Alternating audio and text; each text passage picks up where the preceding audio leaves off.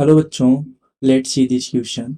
The question says that write the domain of the function. Function given here is 1 upon under root of 1 minus x. Okay. So let me discuss the key concept here.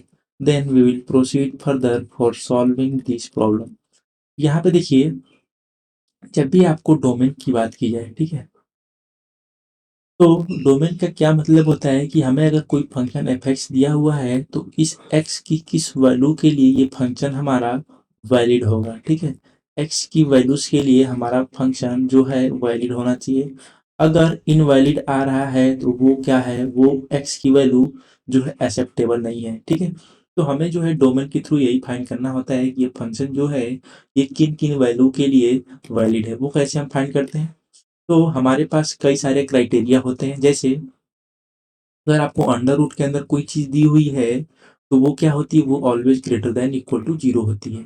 Similarly अगर आपको denominator में something दिया हुआ है तो जो denominator वाला term है that should not be equal to zero, otherwise ये जो है, ये जो फंक्शन है ये इनवैलिड बन जाएगा। ठीक है, आप 1/0 को सॉल्व नहीं कर सकते। ओके, सो हमें डोमेन के थ्रू ये बताना होता है कि हम किन किन एक्स की वैल्यू के लिए हम वैलिड आंसर दे सकते हैं। चलिए, आपको ज़्यादा क्लियरिटी आएगी इस प्रॉब्लम के थ्रू। यहाँ देखिए हमें क्या दिया हुआ है, मैं इसको एफ एक्स नाम देता हूँ जो हमें फंक्शन दिया हुआ है, and that is 1 upon under root of हमें दिया हुआ है 1 माइनस एक्स। ओके, ये दिया हुआ है। अब देखिए मैंने अभी आपको क्या बताया, अंडर रूट के अंदर जो भी टर्म होती है that should be always greater than equal to zero. इसके साथ ही हमने अभी क्या बताया, जो भी टर्म डिनोमिनेटर में है that should not be equal to zero. Under root of 1 minus x should not be equal to zero. यहाँ से हम क्या कंक्लूड कर सकते हैं, 1 minus x should not be equal to zero and x should not be equal to 1। ये हमें मिल रहा है, इसको मैं इक्वेशन 1 नाम दूंगा। ओके, नाउ अब इसको सॉल्व करते हैं। देखिए यहाँ पे हमें क्या मिलेगा, 1 minus x should be greater than equal to zero. मैं इसको लिख सकता हूँ x minus 1 less than equal to zero, x should be less than equal to 1।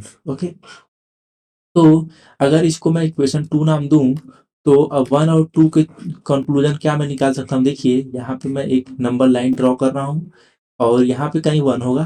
ठीक है, इन्होंने बोला कि x should be less than equal to 1, मतलब 1 से इनफाइनाइट तक चला जाए, दैट इज माइनस इनफाइनाइट तक चला जाए। ओके, 1 से माइनस इनफाइनाइट तक चला जाए।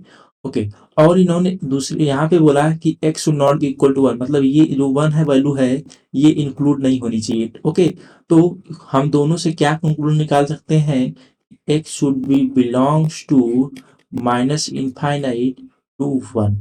ओके, हमें ये मिलेगा 1 is not included here in this domain. Okay, तो यहाँ पे जो हमें डोमेन मिली, final domain for this problem is minus infinite to 1। Okay, so this is our final answer for this problem. So I hope you understood well. Best of luck.